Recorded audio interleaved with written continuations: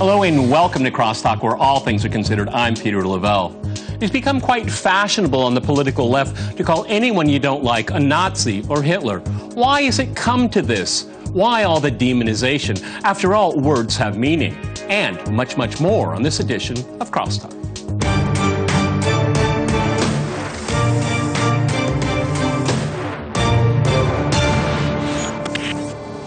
Cross-talking political insults. I'm joined by my guest, Mark Sloboda. He's an international affairs and security analyst. We also have Dmitry Babich. He's a political analyst with Sputnik International. And in Cyprus, we cross to Alex Christoforou. He is the director and writer for the Duran.com. All right, gentlemen, crosstalk rules in effect. That means you can jump in anytime you want, and I always appreciate it. Let me first go to you, Alex, in Cyprus. I've often said on this program, you have to be careful with your political rhetoric because it's almost impossible sometimes to walk it back. Now we're in an environment, as I said in the introduction, anyone you don't like is a Nazi or Adolf Hitler. It tells me that the mainstream media and some politicians, particularly on the left, have no idea what a Nazi is or what Hitler was all about. Go ahead, Alex. Yeah, they have, I agree with you. They have no idea what a Nazi is or what Hitler is about. You're exactly right. It shows that they've lost the debate based on facts, whether you're talking about Russiagate or the Mueller investigation or the whole Russia collusion thing, or even a lot of what's being said about immigration. I'm not going to take a position one way or another, but it just shows that they don't want to argue based on facts or logic. They just fall back straight to the identity politics. If you don't agree with them, you're a fascist. You're a Nazi, you're a white supremacist, whatever they want to call you. But it's also, Peter, it's extremely dangerous because when you call someone a Nazi, once the press starts demonizing someone, they become a Nazi, it signals to the general public that the Nazi has to be stopped. Right. And when you want to stop a Nazi, you have to resort to the most extreme violence. And a lot of times the violence can be justified because someone can say, well, I was stopping the next Hitler. I was stopping the next Nazi. So it leads to a very dangerous place. And it's hard to walk back from it.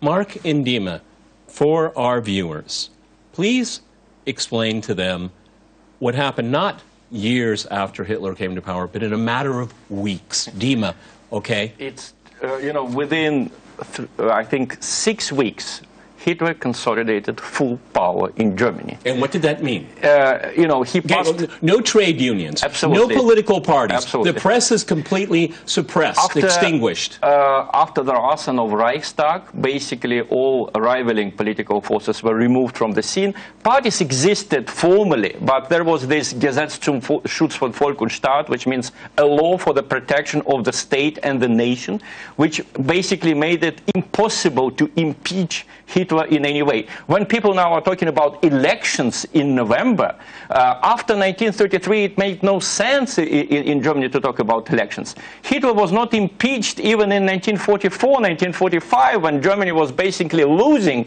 the war that he started. So if there is any parallel, it's not between Hitler and Trump. If there are any people in Europe who still adore Hitler or his allies, then look at the Ukrainian government.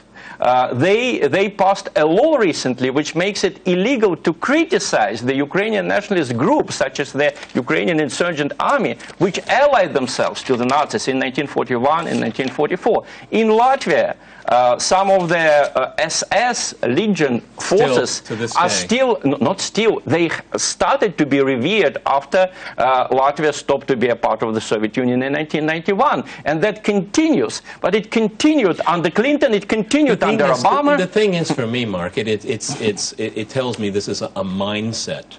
Again, Alex already mentioned it. It's an extreme form of virtue signaling, okay? I mean, because it's not about arguments, it's not about a debate, it's about your moral standing in society, which by the very definition of using these terms is zero, Mark. Yeah, a very hypocritical definition of moral standing in society. What we're seeing is the absolute polarization of American politics between the liberals and particularly the supporters of the current president in the United States.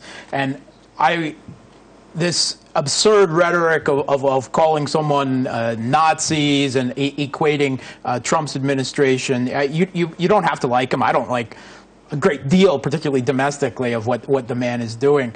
But this completely devalues the actual losses of the 6 million plus Jews that died in the Holocaust, the 20 to 30 million Soviet citizens that died, the death toll in Serbia, the death toll of millions as well, all across Eastern Europe. It completely devalues and delegitimizes that. Actually, let me go back to Alex in cyberspace. Mark is spot on. It trivializes what fascism and what Hitler's Third Reich did in the 20th century. The use of this rhetoric by the left trivializes one of the most treacherous and dangerous and least humane time in human history. Alex.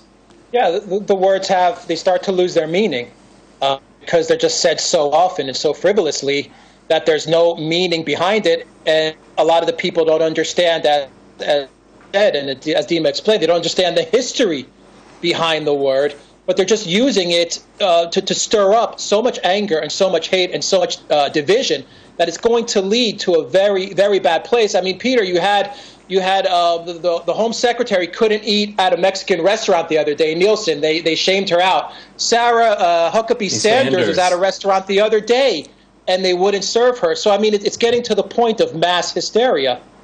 You know, Dima, I worry is that someone's going to take it a step further, and we're going to see violence. We already saw it with Congressman Scalise when he was on a baseball pitch.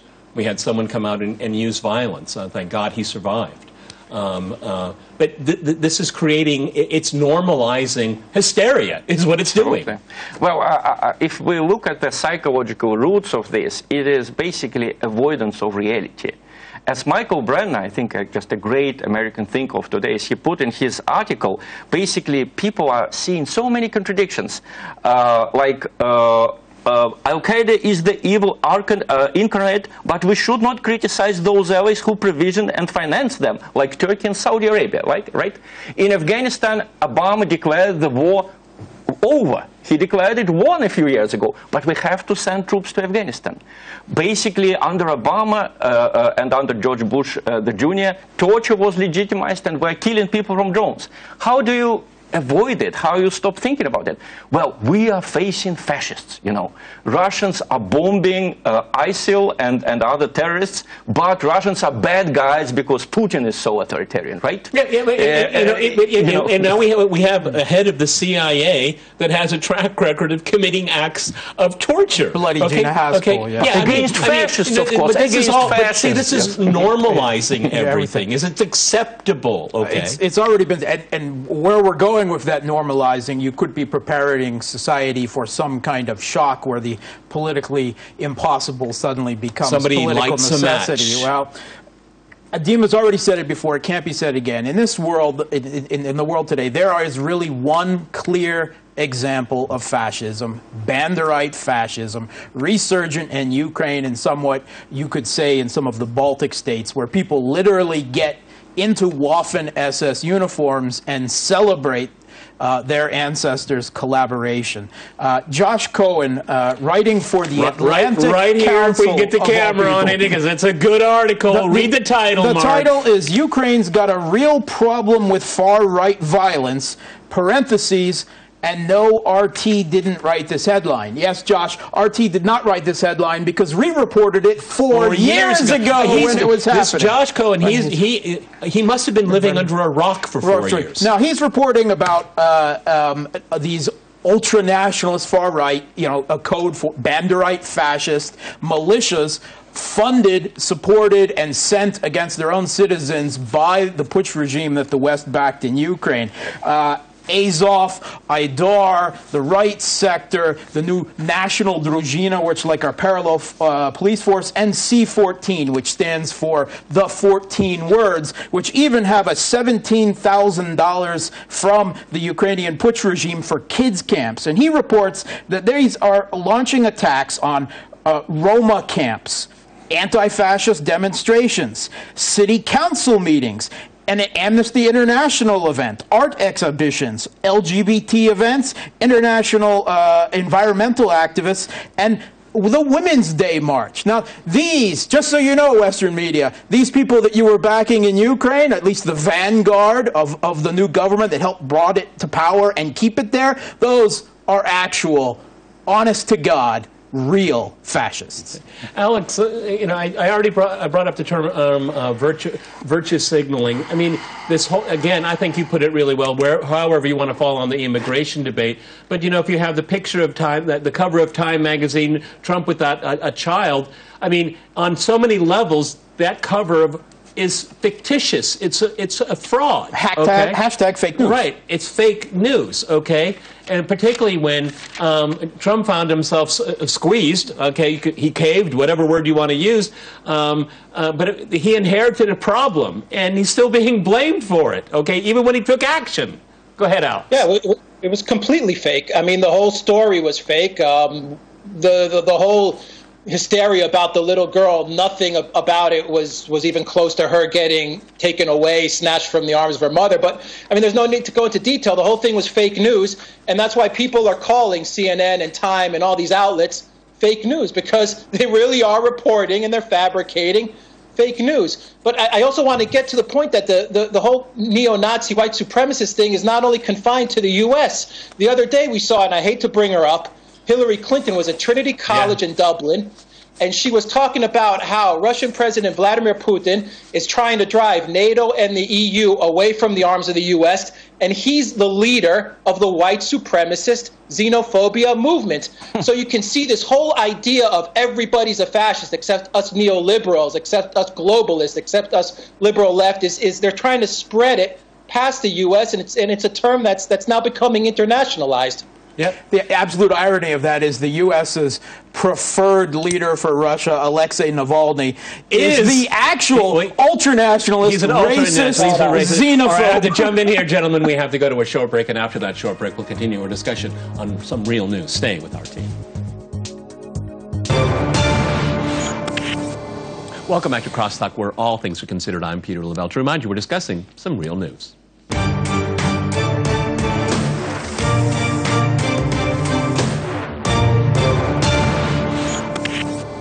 Okay, let me go to Dima here. We talked a little bit about this last week. Since then, there's a meeting between Putin and Trump. It's getting some traction right now. Bolton is setting up the background. He's not. I don't think he's a person that is particularly keen on it, but maybe Pompeo and Trump are pushing him. I am not particularly convinced that it's a good idea for them to have a one-on-one at this point. What are your thoughts? Well, I just don't think they can produce substantial results simply because of the pressure which Trump is under now, you know, and pressure from the Congress, pressure from the media. But what made me laugh is the reaction of the so-called liberals in the United States. They're afraid of this meeting. Just let me quote Ann Applebaum from the Washington Post. Get ready for another lavish televised laugh fest, this time between Trump and Putin. And what is she afraid of? She is afraid of a trade-off between them. And the trade-off is going to be, let me quote Ann Applebaum, we stop holding military exercises in Europe. In exchange, we allow Russia to keep Crimea.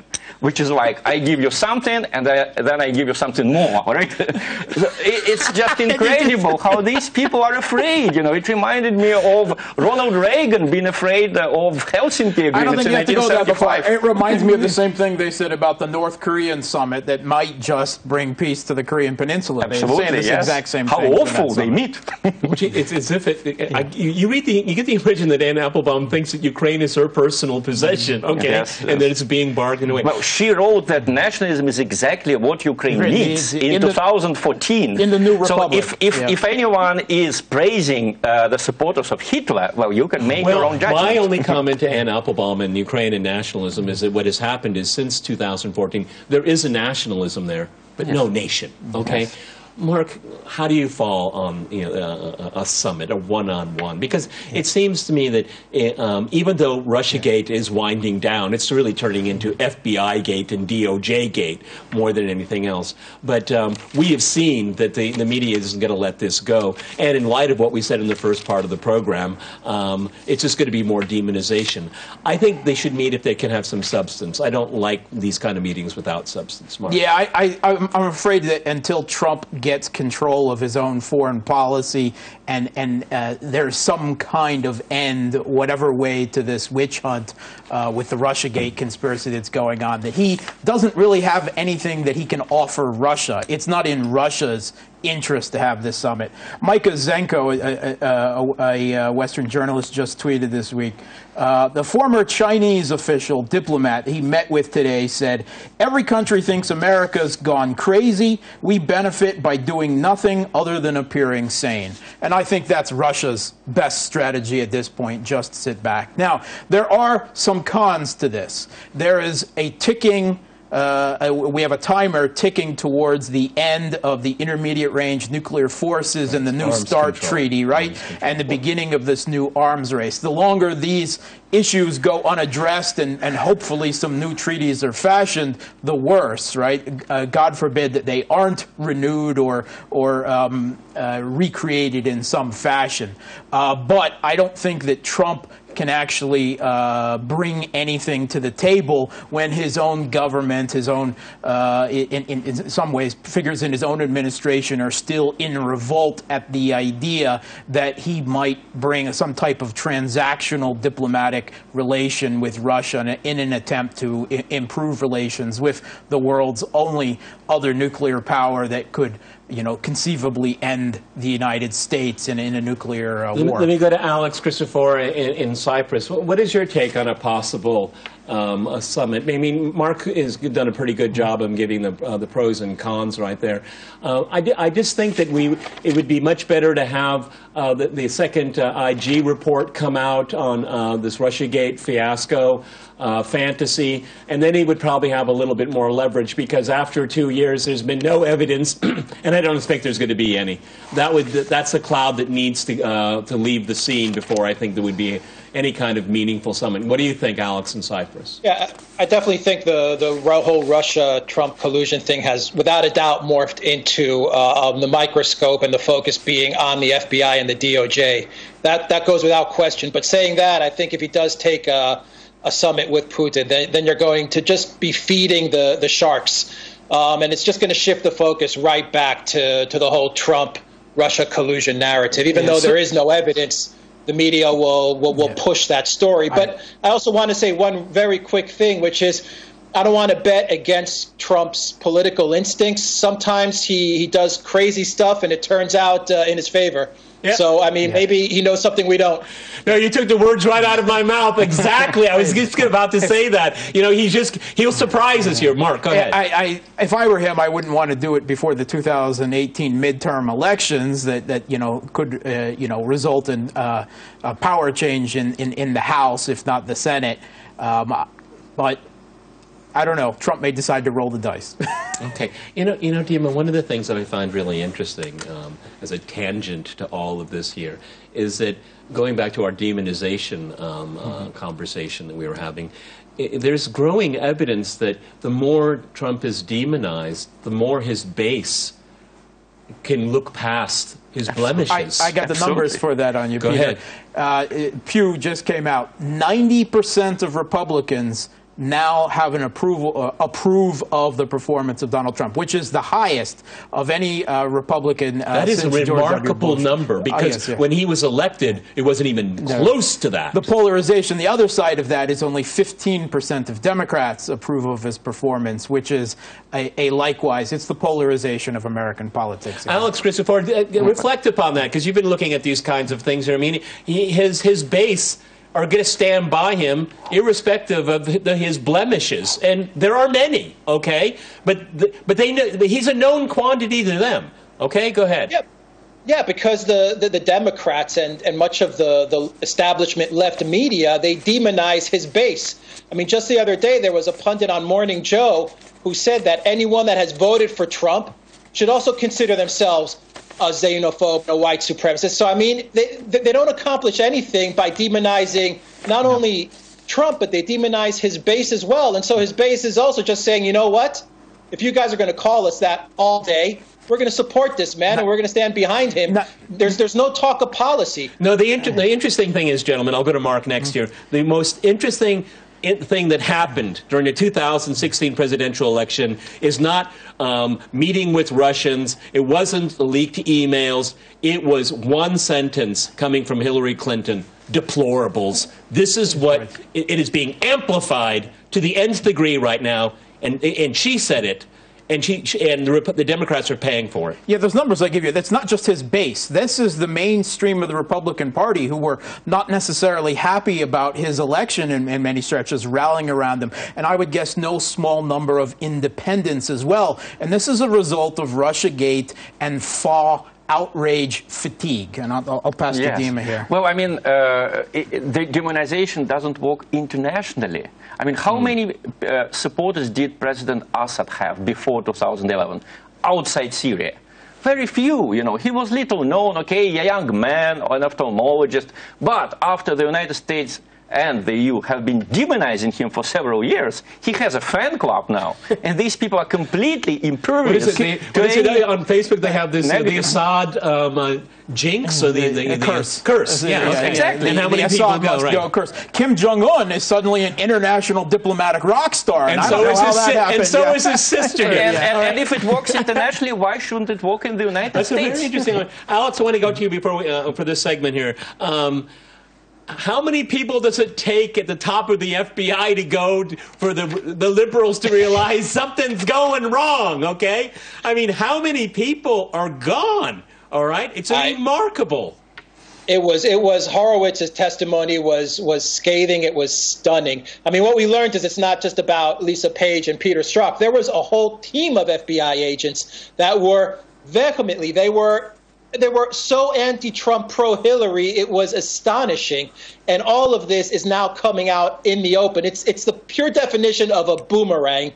They pushed the Russia-Trump collusion thing, and what they ended up doing is they ended up destroying the reputation of the DOJ and the FBI. Alex, you know, the thing is, I watched Horowitz's testimony, and you know, I think even he had to begrudgingly, at least in his body language and his tone and all that, is that he was actually agreeing with all of the criticism, and not with his outcome of the report. It just seemed very mild. But if you get into the details, he agreed at every step of the way. The thing is, Mark, that I find interesting is that we're going to come across these cast of characters one more time because the IG still has its Russiagate investigation. Peter Strzok, we haven't heard the last of this guy. Yeah, I think that we will all see, certainly the Republicans in the Congress and elsewhere really need to pursue this. They need to launch legal proceedings. But the liberal media is almost, they took the Trump taking children away from their parents, Dima, and ignored the IG report almost completely. Well, I mean, let's look at all this Russia-Trump collusion. The only person in jail right now is Paul Manafort, right? And what do I read about Paul Manafort in the New York Times? Paul Manafort pressed Yanukovych to sign an agreement with the European Union that would link the country closer to the West and lobbied for the Americans to support Ukraine's membership. Okay. Well, this is something that Paul Manafort should be put in jail for.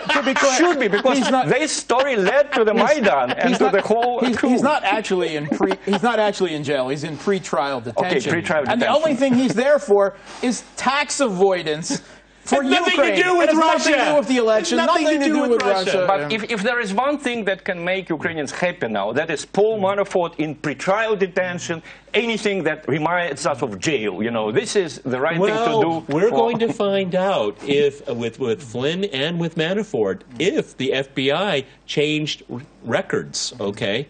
What are they called? 302s, okay? Yeah. We're going to find out if that happened here. But it's going to be a very interesting week, gentlemen. It is just amazing that a person is basically put in pretrial detention for doing something very pro-Western, you know. This is something the United States and the EU wanted to achieve.